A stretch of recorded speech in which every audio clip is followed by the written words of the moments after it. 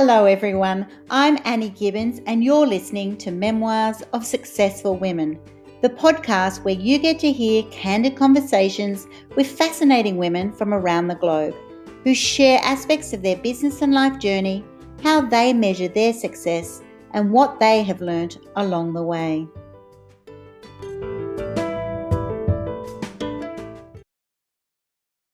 Hello and welcome to Memoirs of Successful Women. Today I am introducing you to Hilda Johani, who is a self-made entrepreneur who started her early business life in Birmingham in the UK with the establishment of an accountancy business in 2007. So this lady has been going for quite some time.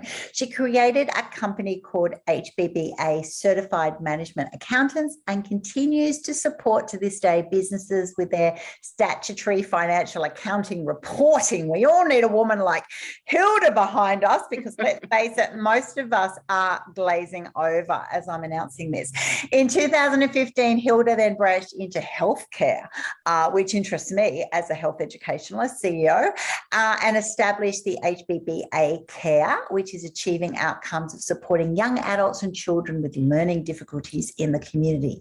And then she even thought maybe there's some more. So due to her passion in teaching and training, in 2016, she decided to establish HBBA Training Academy, which focuses on work based on the job training and delivery of higher level qualifications in the health and social care sector. And she's soon going to be having accountancy qualifications through this training academy. So she prides herself as a seasoned business consultant, financial and accounting expert. She's also an international speaker. And I got the delight of meeting Hilda, first of all, when we were on Lady America's Power Summit, and we have since then become besties. She's drawn all her experience gained throughout her career to just share with others. And so I'm really looking forward to our interview today. Welcome to my program, Hilda.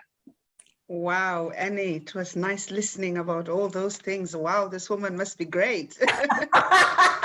She's pretty awesome. I've got a bit of a girl crush on her. She's certainly made accounting look sexy. Oh, yes, definitely.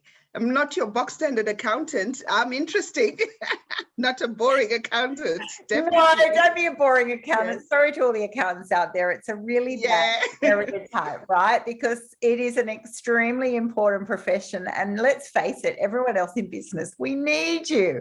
We need you behind us, making sure that all of our figures work, definitely to our advantage, but are 100% accurate, whatever the situation. So tell me about your situation. You juggled this around 3 kids as well. So what was it like? What was the moment that you suddenly, you were an accountant and then you went, I'm going to create my own business? And why did you do it in Birmingham? Were you born there, or is that the place that you were settled? Right. I was born in Zimbabwe. Yeah. And I did all of my accounting training in Zimbabwe. I was trained at Coopers and Lybrand, which is now Ernst & Young. Yeah. And then I migrated to the United Kingdom in 2002. And literally, I picked Birmingham off a map. I didn't want to go to London because of all the associated problems I perceived and heard about. So I thought, I'll go to a nice, quiet place. And then I looked on the map. I remember taking out the map and I said, wow, let me have a look. Let me see Birmingham. And then I worked out, how do I get there? Okay, from Zimbabwe, I'll travel to South Africa. From South Africa, catch Air France, go to France, then go to Birmingham. After I arrive in Birmingham, I would stay 2 weeks at a hotel in Leamington Spa. And that's pretty much it. That's what I did. Wow. Because I remember coming out of the airport and I sat at the bus stop outside Birmingham Airport. And I said, now what? Yeah, this is your life. So then that's when it all started. Yeah. I came with a focus because I'd just gone through a major separation. I had a big wedding and it didn't even last a year. Wow. So I was quite devastated. So that was my push factor. My family supported me. My dad and my mom said, go to the United Kingdom. You can afford it. Have a breather, but leave your daughter behind. So that's my daughter, Kuzi. She's 23 now. Oh. So I kind of made that decision, but I waited for her to be 3 years old because I didn't want her to forget me. Mm-hmm. So when I came, my mind was always in Zimbabwe. So yes, on my daughter. So I think that was my driver. So within 2 weeks, I kind of was helping, volunteering around, got myself enrolled in a college so I could work only 20 hours. But every penny I worked, I was putting it at home. Yeah. But the challenges I faced was that Zimbabwe, despite being colonized by a British economy, the education system is exactly the same. Wow. Right? Same textbooks, but they would not accept my accounting qualifications at that stage. So I had a vision and a goal to start from scratch. Yeah. So I was willing to do it. By the time I later settled down, after a couple of years, I was able to go to university and start my Bachelor of Accounting and Finance. But the first year was a breeze through because I had done the work.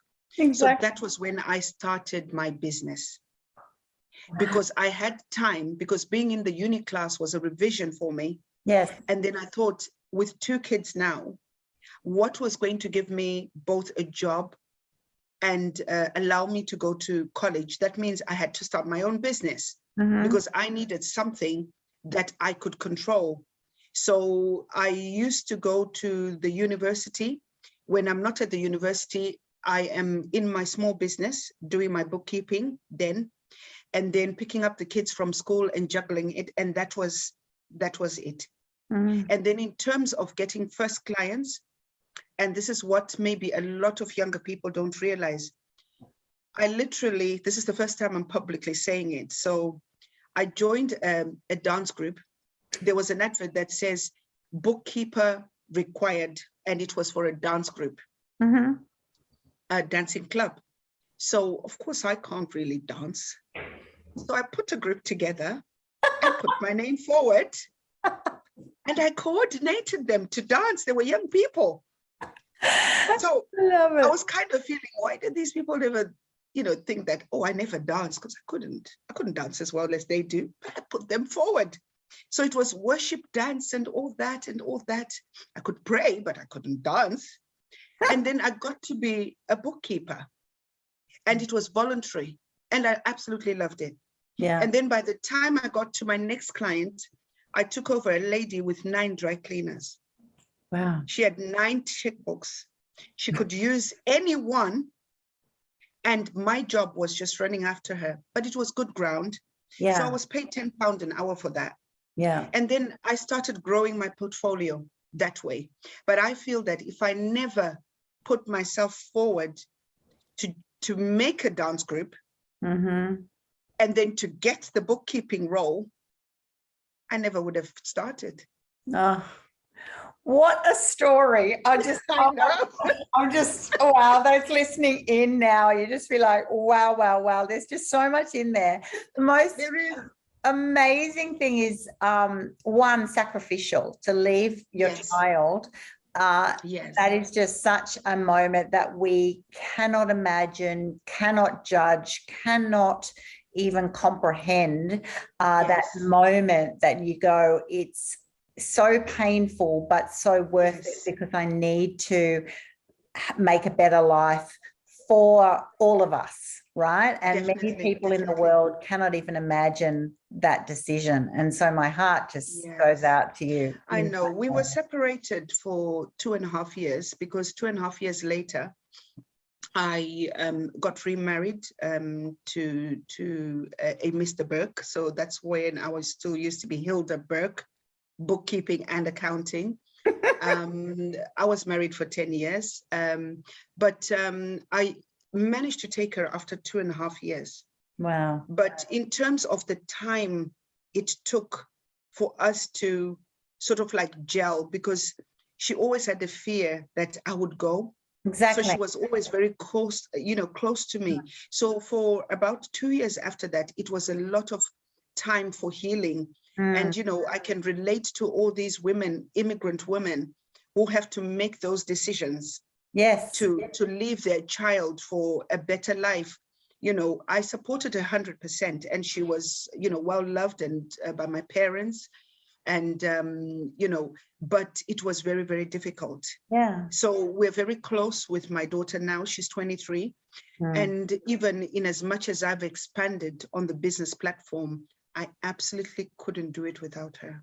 Oh, so beautiful. She is there to encourage me. She is there, you know, sometimes I felt, no, I don't want to be an accountant anymore. I'm packing it in here. And she always says, Mom, don't forget that it's the foundation. So you cannot leave the foundation. Never mind, my dad was an accountant as well. But, you know, my children, Kuzi, who's 23, Kuda Casey, who's 17, and Kaylin, who's 6, they are just a pillar of support. It's unbelievable that young people or such young lives can have such an outcome of me in public. I couldn't do it without them.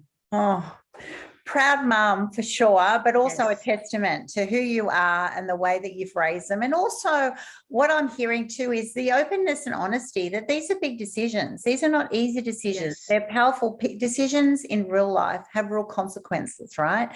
And they're not easy, and they are challenging. And it's actually okay to say to your children why you're doing certain things. And obviously your daughter, you know, that's right. Even though you've got those early abandonment issues, and understandably so, but you can work through things. You can restore those relationships, understand the reasoning behind, and they're now super proud of who you are and who you have become, and that has had that effect of empowering them in their lives and raising the benchmark from where they start. And that's really important. We're all campaigning for that as women, empowering this next generation to start with a better circumstance. So well done you. I also love what you shared there about your choices, you know, the choices to, you know, I love it. So Richard Branson, fake it till you make it sort of thing of, I don't dance, but whatever's required, I'm going to throw it together. I'm going to make it happen. Right. And we do have to be creative. We do have to be tenacious, you know, that we have to try and work out situations to do something. And then you went and said it was even for a volunteer job. And I've had people who've knocked me back of, you know, of saying, I won't volunteer for you because I'm waiting for the main thing. And I still watch them like 18 months later, still waiting. And I go, you know what? I was exactly like you. I would volunteer. It's about positioning yourself. It's being in that environment, because when you're in the game, other things will happen, other opportunities, you know, when you lean into that. And that's obviously what you did when you've got that volunteer role. Then go and follow someone else, which must have been a nightmare. Herding cats. Can be a dancer today. Dry cleaners, like, oh my gosh. But that's real life too, isn't it? You know, they're not all a standard situation. It's skill building. And then so to have that moment a few years later that you then went, okay, I'm now going to really create, you know, a powerful business. You know, what was required there? Because you've now done your qualifications twice. No wonder you're such a good accountant. Definitely. Dedicated to then think, okay, well, I need to really play a higher game. Well, you know, sometimes the things you go through, doing my qualification twice was not an altogether bad thing, because I didn't know that later I could do a teaching qualification, a postgraduate in education, and actually teach accounting. Yes. So how that happened was that from when I was working as an accountant and in the roles that I had, I was always the Nelly in the office. Sit with Nelly. If you want something shown, Hilda will show you. So in every role, I was always the person who they would ask to show people around. And then at university, I met two amazing young ladies. They were, because I think I was about 37 when I went to university. And these young girls were 18. Yeah. And they came to me and they said, you're always running, you know, after college, after uni, you don't go to the library. Where do you run to? Then I said, I've got a business. Then I was saying, oh, the kids and this. And then they came to me and they said, you know, we could buy your business off you. Then I saw something in these young ladies. So these young ladies started working with me from literally year 1 at university, year 2, year 3. So through these, I realized that if people get work experience early in life, they bounce off their careers, their accounting careers quicker than the person who went to uni, did 3 years of having a uni life, living it large, and never worked a day in their life. So that's when I evolved accounting work experience program. So by the time we all graduated, I actually trained 75 accounting graduates, and I even got a bigger a grant to do that. They were my classmates, equipping them for jobs. So that's where my passion for teaching and training grew. And then the other time in the office complex, you know, you have your office in the business. These guys came to me, says, we don't have an A-level accounting teacher. Hilda, you're it. You're the closest thing. You gotta go. You gotta go. I just went in there, filled in the shoes. And then I thought, you know what? If I'm going to do this, I might as well get the piece of paper. So immediately after my accounting degree, I enrolled for the postgraduate in education. And I did teaching for that bit. But by the time I finished my course, I was already offered a 30K salary. So the last 4 months of my course, I was already in a full-time job, and my qualification finished on the job. So I began to teach AAT accounting, set up colleges for other people, which is why I then set up HBBA Training Academy. Yes. So I taught for 5 years, and I said, I'm not coming out of teaching without anything I call my own. So that's how I established the training business. And then in the accounting business, I set up a lot of people who were starting healthcare businesses. 6 months later, they were doing better than me. Then I said, nah. That's not good. That's not good. I can do this. And that was the birthing of HBBA Care in 2015. And up till now, that has become a core business that we provide services for young adults. And we've just been approved for children now with learning difficulties. And in my personal development, when you're teaching accounting students, you are saying, we want A's and B's, English and maths. Along came these people from the care sector, wonderful people. If I achieve an outcome of helping them make their breakfast, yes, making their bed, putting on their clothes the right way, can you see the two platforms? So for me, in terms of personal fulfillment and gratification, I'm getting it all. Wow. I've got my high flyers in the apprenticeships in the office. They're the ones who run the accountancy business. It's actually the accounting apprentices who run my accountancy business. Okay. I supervise, I mentor. Yeah. So I'm not hands-on, so I've got time. Yeah. But with these ones, there is care staff who live with them on a day-to-day basis. We have meetings, we have one-to-ones, we do things together. We get involved with the families, but I still remain very visible to them because I don't ever want to be a super boss who doesn't know the person on the ground, because it's those people who make a difference in my business. Wow. So and that's me they are your nutshell. part, and they need to see you more because you're there, you're yeah. the rock, right? Whereas others are in a program, they trust the brand, you know, so you can have a different teacher. They still love to be taught by the owner, you know, like everybody usually does. But I think it is, from my background, I can imagine this when I was an aged care teacher, a similar journey. I went into nursing and then became a teacher.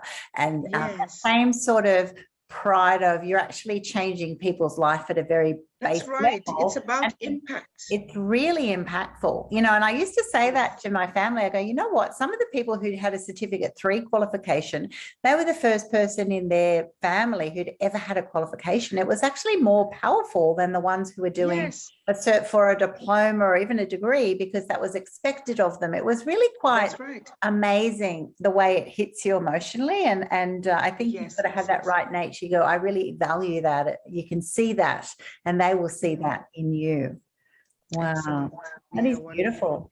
So you went into healthcare once again by default, really, because, you know, you started doing accounting for healthcare and they ended up making more money. So you did it and then you found you loved it. Yeah. And then now you then went, oh my gosh, okay, well, I'm now an educator, I'm a teacher, I can actually set up a training arm as well, right? Yes, So definitely. you've now got HBBA training. And then, so what is it required there for you to become? I'm assuming it's going to be similar to what we've got in Australia, that you have to become an accredited training provider and meet certain benchmarks. It's actually quite a big deal, right? Yes. So HBBA Training Academy is accredited by Highfield Qualifications. So that is the platform that we deliver level 2, level 3, and level 5 qualifications in health and social. So we are working on accreditation for the AAT qualification, which is the accounting qualification, but the criteria is a little bit difficult to achieve. But we are going to introduce a program with, we're going to be working with Solihull College, and we're going to be working with level 2 AAT students, and we are exposing them to mentorship and work experience opportunities. And we've got a target of training 52 learners per year. Yeah. And we are introducing that by my upskilling the existing staff for those who are interested to go into training and mentorship. And we are putting together the program. We're going to do a press release about it in the next couple of weeks.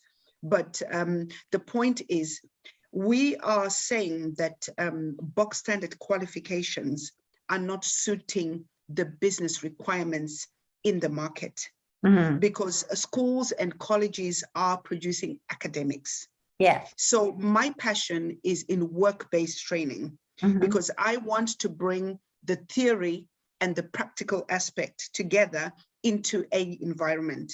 Yeah. So I have a vision to create for accounting a platform whereby people can marry the two, because I discovered that through working with the university graduates, they didn't have a clue of bookkeeping because it's not being taught at university. Yeah.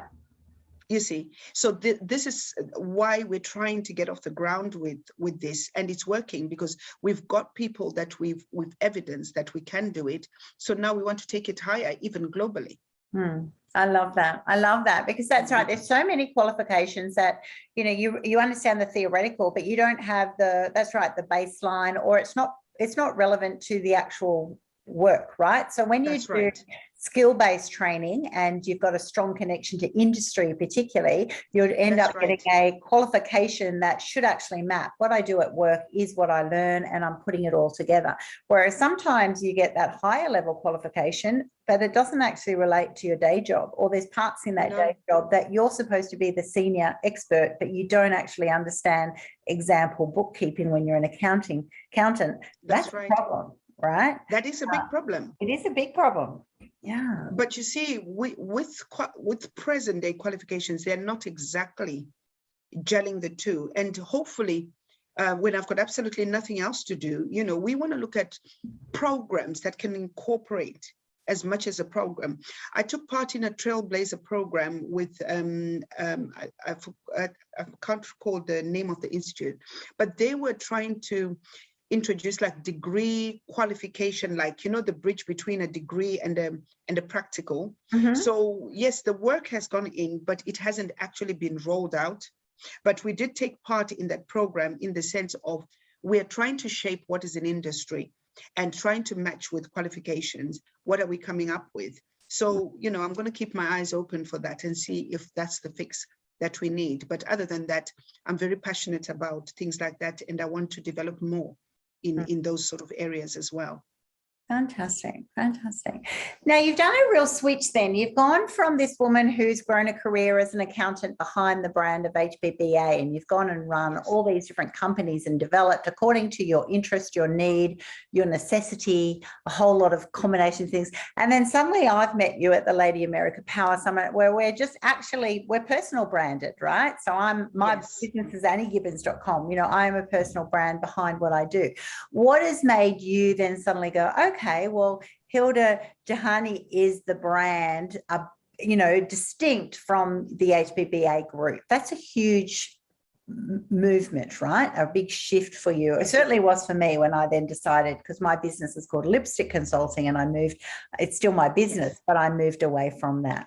What was happening? Well, it's interesting that you've gone through the same sort of thought process. But if I backtrack a couple of years back into my high school years, we were taught public speaking at school.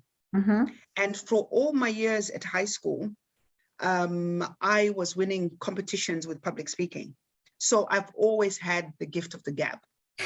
Yeah. So now, because I was running so many things, at first in the early years of my career, I didn't quite understand what I was doing, who I am. And, you know, people can be critical. And then the concept of entrepreneur came. That's when there was a light bulb moment to say, that's what I must be, an entrepreneur. So it was all right to say, I'm doing this, I'm doing that, I'm doing this, so long as there was a balance. But what I found the challenge was, I've always felt I was riding on 3 horses. And, you know, no matter how much you can control them, it's difficult. So that's when I came to say, you know what, all under one roof. I'm now branding myself as hildajohani.com. And what I am offering is off the back of the experience of all these qualifications, all these experiences, to say, you know what, if you're going to have me sit in front of you to give you business advice, to work on your books, you understand the basis where I'm coming from. And you will feel comfortable, because at the end of the day, I've also got the track history to prove. Because in training, besides the mandatory or statutory qualifications, I like to write my own trainings, my own courses. So in 2018, I started monthly business startup courses in the healthcare sector. So now I'm actually regarded as somebody they can ask advice, you know. So I do these monthly trainings, helping people to get started the right way, more cost effective. Don't waste money like we did. We went into brick walls. So everything is incorporated into my 4-week training program. And by the end of 4 weeks, I'm expecting to see a viable company registered.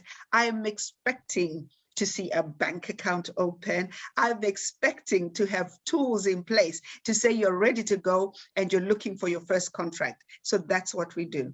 Oh, that is so empowering. I absolutely love it. And I salute you for doing that, because it's so important. And most of the time they just need someone to believe in them, right? They need to be mentored. They need to be shown the skills and the requirements, but they actually need the belief, right? Because so many people are told it won't work, don't try it, it will fail, all those. And then suddenly someone like you comes and says, you know what, you know, if you do these steps and you're supported, it will be successful. You have to work hard. You know, it's not going to just automatically happen. And your track record shows that. Yes, you have to be tenacious. You have to put yourself out there. But I absolutely honor you for that. And also that you've taken such a hands-on personal approach to all that you do. And I think that's your X factor, right? That you've, you know, people see now that it's appropriate that it's merged into that you are now, you know, you are the brand behind, you know, the group, if you like. Yes, you know, definitely. And also not are you behind it, you're actually, you know, at the head of it. So you're the mechanics behind what has been achieved, but you're actually, you know, leading by example and taking people on that journey with you. So how has your life changed then since you've become personal branded and you've got your own website and you've got your now speaking at summits? You obviously love it because you look so happy. What has it actually done for you personally and then professionally? Personally, as I'm a passionate learner, and I'm like a sponge. I take in things. There's a lot of stuff I've had to learn in the last couple of weeks, last couple of months, especially on social media. I'm not there yet, but obviously, you know, working with women like yourself who have been out there longer is very, very helpful as well. But it's been a steep learning curve, and I think I am still yet to learn more. in terms of presence, but in terms of my personal perception, I've become more confident.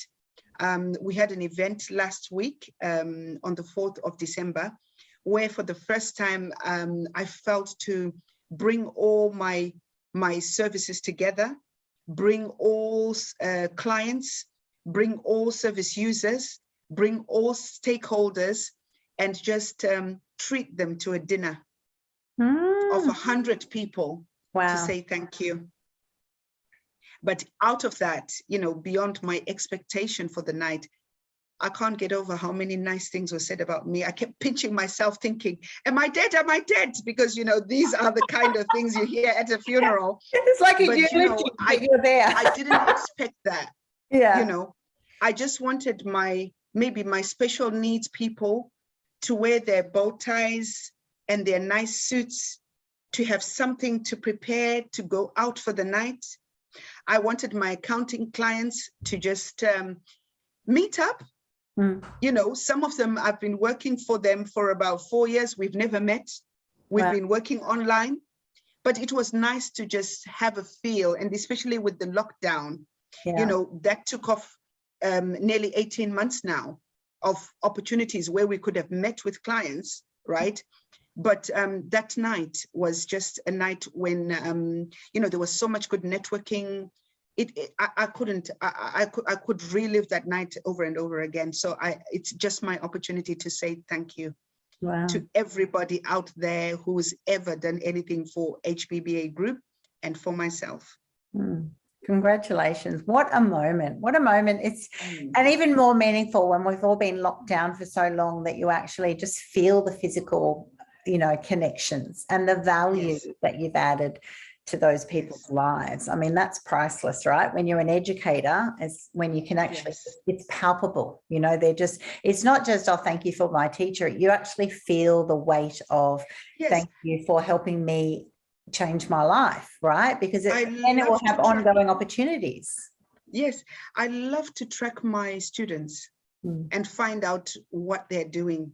And, you know, when you look at some of them on LinkedIn, senior accountant, audit manager, I always said to them in the class, I will be 80 and I want to still know what everybody is doing. And I will be ever so proud. You know, I've got another young man who is attached to the Ghana High Commission. And the journey started through that mentoring accounting program. And he's such an upright man with his own family now. And I said, oh, wow, you used to give me such problems in the class. I had somebody, he's based in Malaysia now, and he sent me a message on LinkedIn. And he said, oh, Hilda, I'm ever so sorry. I used to mess about. Then I said, you know what? For where you are now, you got there. And to me, that is the most important. So I am very passionate about the people who have passed through my hands. Oh, that is gorgeous. We all know it does take a village sometimes. I know, it's crazy. I could tell you stories. Oh, that's right. I think we've all got stories, and too funny. So if you look back now and you were that young woman who just picked Birmingham on a map, would you have made any different decisions, different choices, or do you feel now that your journey was what you needed to go through? Were there choices that you didn't take? Were there choices that you made that you could have done differently? Wow, I am a product of wrong decisions, wrong moves. And what I wished was there was some kind of networking of mentorship. Direction. Because when I came to the United Kingdom, I remember when I was thinking of opening a business in Canada, and I attended this session at PricewaterhouseCoopers that said doing business in Canada, doing business in the States. That workshop took me through cultures and stuff I need to be aware of if I was going to work in that environment. When we came to the United Kingdom, nobody gave us that mentoring. I felt that because I just picked up my bag, got on a plane, I was all on my own. So my journey was more of hitting brick walls, but because I'm a kind of person that if I hit a brick wall, I bounce back. I don't crash. Yeah. I bounce. You're resilient. And I take a step back. Yeah. And then I say, okay, I should have gone round it. And I go round it. But then the journey to go round sometimes takes a long time. And I lost time. But in all things, because I did all types of work, factory work, I did all that. But now if I look at my client base, I understand businesses, back offices. Yeah. Because I've probably been there. Yeah. You know, so I feel that I'm more effectively able to support my clients. But in all things, it's been part of my learning journey. And I think I can say I've done well, considering, you know, but now it's about making sure I'm in the right networks, right community, right people around me, so I can quickly eliminate anything out of my life that I can see this is going to be a hindrance. So I'm good at that now. So I'm cutting off, I'm chopping off. Yeah, well done. Because sometimes you have a lot of excess baggage. Yes. Even in business. Yeah. But now I've realized that, you know, to get to where I need to get to, I've got to cut off, stream, and focus and work with probably a few individuals who are going to be helping me to get where I need to do. Because they say you are 6 steps or 6 people away from your next breakthrough. So I want to make sure I choose my 6 properly. Wow. I love That's my objective in the next, for 2022. Yeah. Choose my 6 well, and I'll get there. You sure will. I have no doubt about that. What does getting there mean? What does success look for you at that next step? What are you striving for? I have realized that what drives me is not money. Because, you know, once you get to a certain level of, I'm not rich by all means. I have enough, right? But it's more the passion and the drive to do something. Because we've got our core businesses. I've got my core business, which is my bread and butter. Anything I do on top is a plus. Yes. But then in terms of increase of philanthropy, increase of mentorship, increase of putting into people. Like my daughter, she's training as a social worker. She's in her 3rd year. She's always had a passion for having children's homes. So now I would like to mentor her. We don't have children's homes at the moment, but we can work that journey together as I'm learning and mentoring, because that's her passion. Yes. Her social work is focused on children. So that is what I want to be doing, impacting more on my children's life as well as other people, women especially, marginalized communities. I went to Dubai between the 20th of November and the 26th, and it was a conference for Middle East women and African women. And I realized that within our African communities, there's still a lot of cultural barriers that we have to fight through. Yes, in the West, we're fighting for leadership. We're fighting for, you know, to be on the same platform as our counterparts. But you'd find that in certain communities, we are fighting against cultural barriers, negative perceptions. The fact that I'm divorced, single parent, right?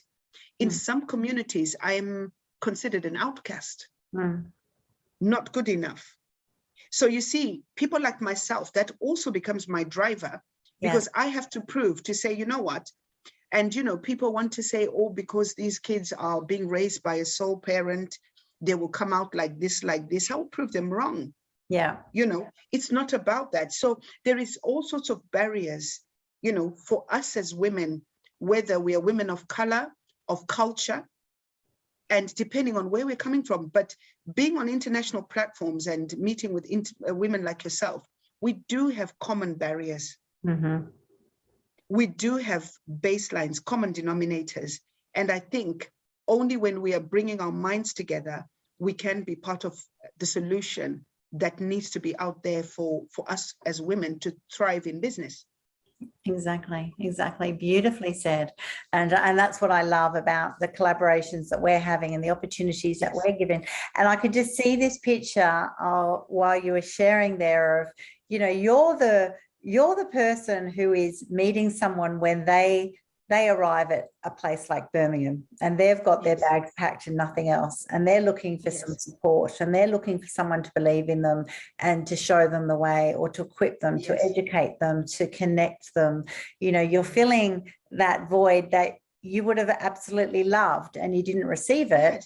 And so now you're like, you know what, I'm that person. I'm qualified to do that. I've had that experience. I've had that lived experience. I've done the journey. In fact, I've done 10 journeys by the sound of things.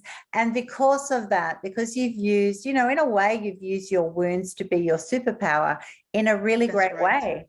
And it is incredible that you have now positioned yourself so well that you can spend your time. I think, like me, as you get older, that's right. You feel like, I understand that, just removing the excess, removing the waste, because you suddenly realize, time is short. You want to make the most of it, be as effective as you can be, and you don't have time to waste on other times of your life. It's part of your journey. You don't need that now. You need to go.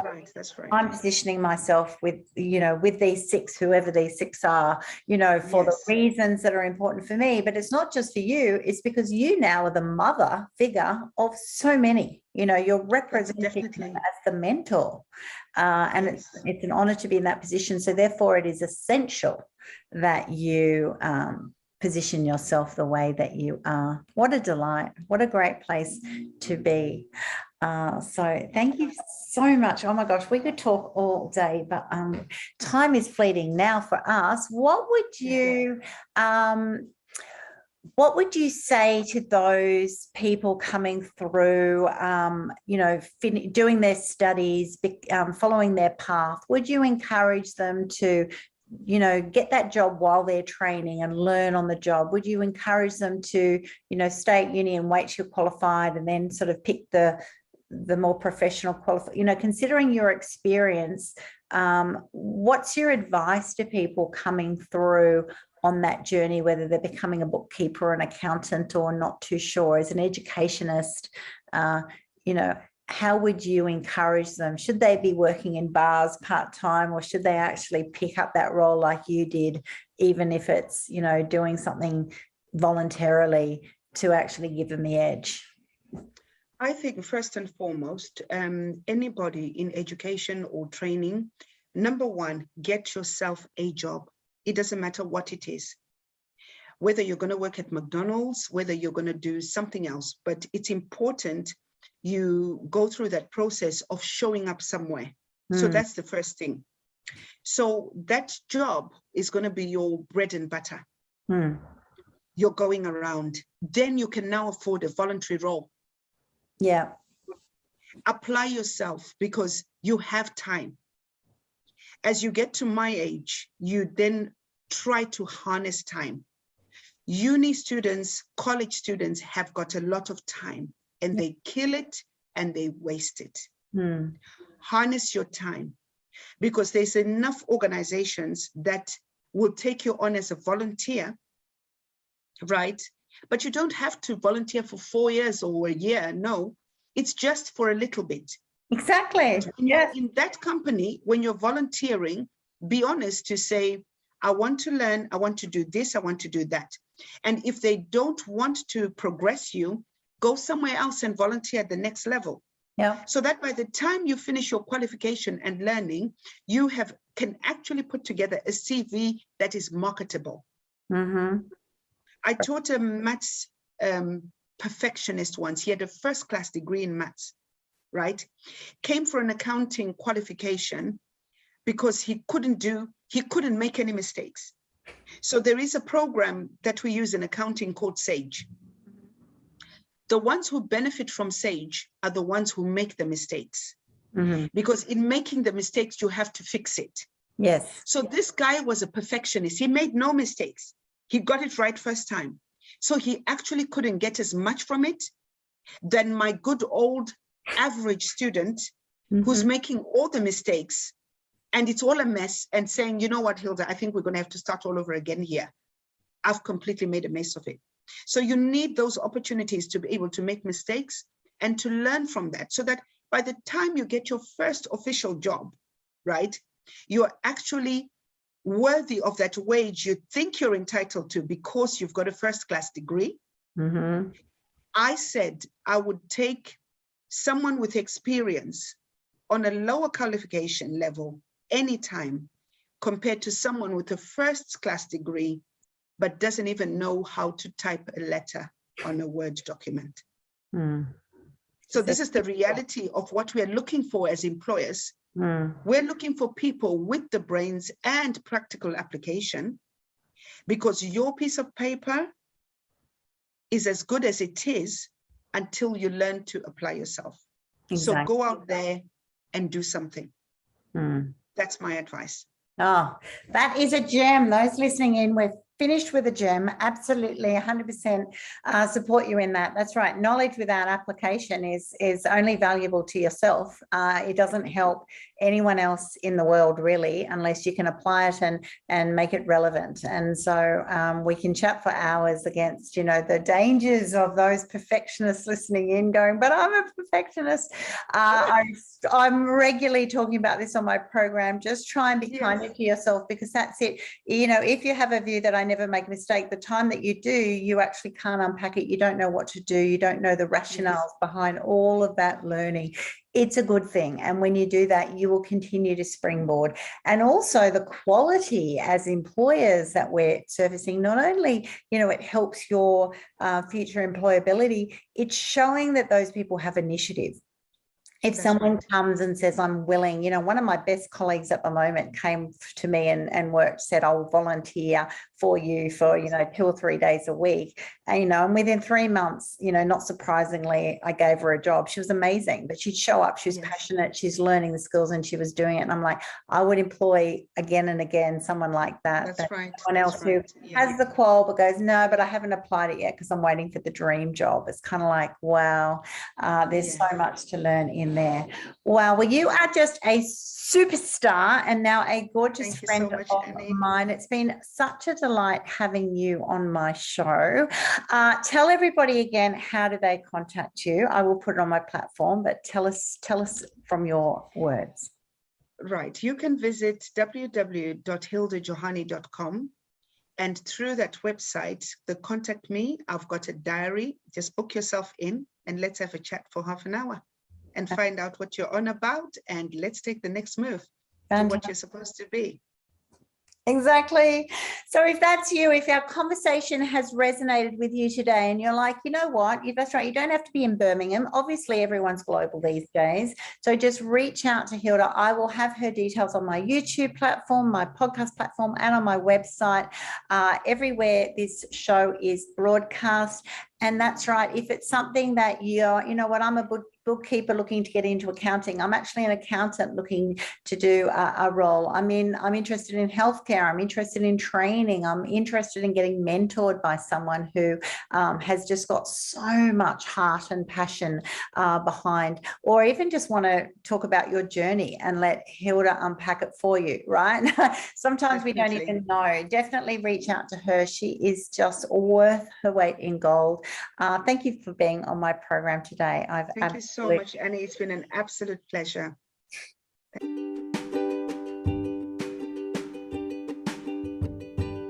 Thanks so much for listening to this episode of Memoirs of Successful Women. You can find me at anniegibbins.com, where you can download my free resources, get connected on social, and check out my online magic transformation program. If you love this show, feel free to subscribe to future episodes and, of course, share it with your friends. I'll see you again soon, and until then, happy podcasting.